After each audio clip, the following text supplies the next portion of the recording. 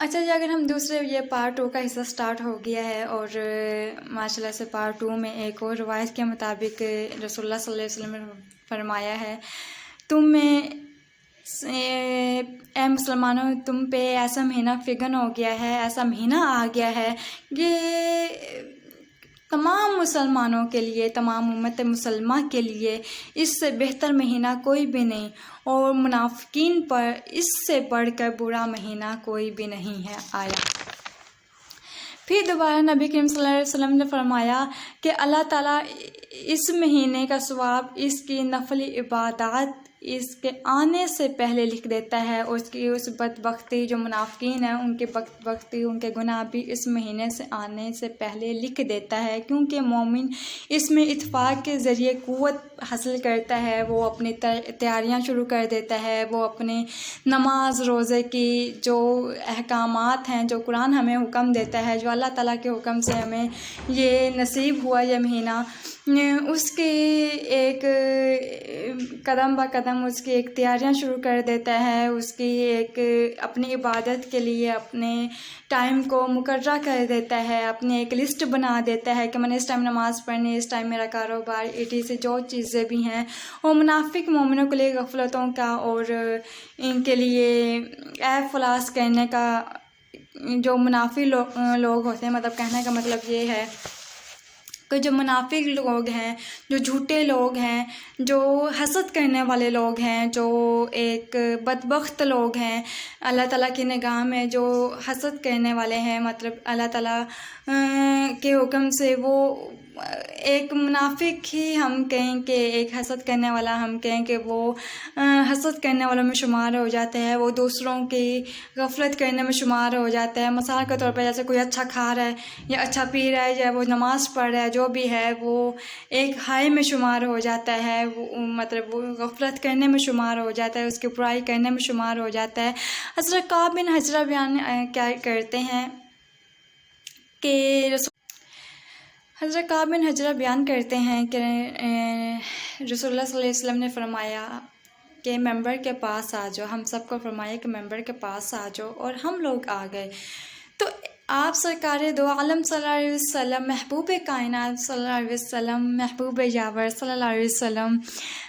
ایک درجہ اوپر چڑھتے، وہ ایک درجہ کی چڑھان چڑھتے تو فرماتے آمین، دوسری چڑھتے تو فرماتے آمین، تیسری چڑھتے تو فرماتے آمین۔ اسی طریقے سے جب آپ سرکار صلی اللہ علیہ وسلم نیچے اترے ممبر رسول سے، تو انہوں نے فرمایا کہ ہم نے عرض کیا یا رسول اللہ صلی اللہ علیہ وسلم، آپ نے درجہ بدرجہ آپ نے آمین کہا، آپ ایک ایک قدم آگے بڑھتے گئے، ایک ایک درجہ آگے بڑھتے گئے، اڑان چڑھتے رہے، لیکن آپ ہر درجے پہ آمین کہتے رہے۔ تو آپ نے فرمایا جبرائیل میرے پاس آئے تو انہوں نے کہا رمضان جس کو ملا اس کی بخشش نہ ہوئی تو وہ سب سے بڑا بدقسمت ہے۔ جب میں پہلے درجے پہ تھا تو حضرت جبرائیل علیہ السلام میرے پاس آئے اور انہوں نے سلام عرض کیا، اور انہوں نے مجھے کہا کہ یا رسول اللہ صلی اللہ علیہ وسلم، اللہ تعالیٰ کا حکم ہے کہ رمضان جس کو ملا اور اس نے بخشش طلب نہ کی، اس کی بخشش نہ ہوئی، جس نے روزہ نہ رکھا، جس نے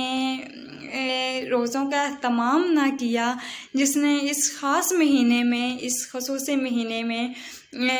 میری بخشش طلب نہ کی، میں نے اس کو نہ بخشا، تو وہ بہت بڑا بدقسمت ہے۔ تو آپ سرکار دو عالم صلی اللہ علیہ وسلم نے کہا آمین۔ اچھا، دوسرے درجے جب آپ چڑھے تو اس وقت انہوں نے فرمایا، رسول اللہ پاک صلی اللہ علیہ وسلم فرمایا، حضرت جبرائیل علیہ السلام نے کہا کہ جس نے آپ کا نام لیا، جس نے آپ کا محمد پاک عربی کہا، اس نے صلی اللہ علیہ وسلم نے کہا ساتھ، جس نے آپ کا نام لیا اور درود نہ پڑھا، وہ اللہ تعالیٰ کی نگاہ میں بہت بڑا بدقسمت ہے۔ اور تیسرے درجے جب میں چڑھا تو انہوں نے فرمایا کہ مجھے جبرائیل علیہ السلام نے کہا کہ جس کی زندگی میں اس کے دونوں والدین بوڑھے ہو گئے اور دونوں والدین میں سے ایک بوڑھا ہو گیا، ماں بوڑھی ہو گئی یا باپ بوڑھا ہو گیا، اور انہوں نے اپنی خدمت و اطاعت کے باعث جنت نہ حاصل کی،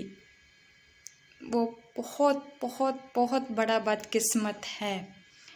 تو میں نے اس پہ کہا آمین۔ یہ تھی جی رمضان کی فضیلت کی پہلا پارٹ 1۔ تو انشاءاللہ تعالیٰ کل ہم پارٹ 2 کی بات کریں گے۔ اس میں ہم تراویح کے بارے میں بتائیں گے، دعائے تراویح کے بارے میں بتائیں گے، اور بہت سے مطلب انشاءاللہ تعالیٰ بہت سے احکامات آپ کو بتائیں گے نماز تراویح کے بھی۔ اور اس امید کے ساتھ کہ آپ کو میری یہ ویڈیو پسند آئی ہوگی، تمام عالم اسلام کو حافظہ ماہنور قادری کی جانب سے السلام علیکم ورحمۃ اللہ وبرکاتہ۔